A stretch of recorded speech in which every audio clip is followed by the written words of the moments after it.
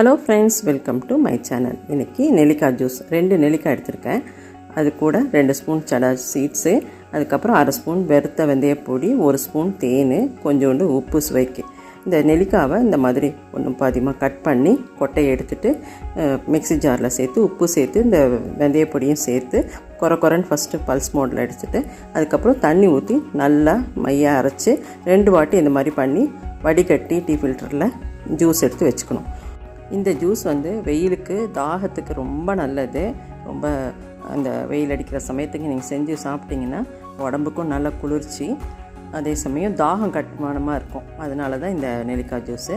இப்போ ஒரு டம்ளர் எடுத்து அதில் ஃபஸ்ட்டு அந்த சடா சீட்ஸ் 2 ஸ்பூன் போட்டு அதுக்கப்புறம் தேன் சேர்த்து நல்லா கலந்து கொடுத்துட்டு அதுக்கப்புறம் இந்த நெல்லிக்காய் ஜூஸை நம்ம ஊற்றி பரிமாற வேண்டியது தான். சூப்பரான நெல்லிக்காய் ஜூஸு வெயிட் லாஸ்க்கும் ரொம்ப நல்லது. செஞ்சு பாருங்கள். தேங்க்யூ.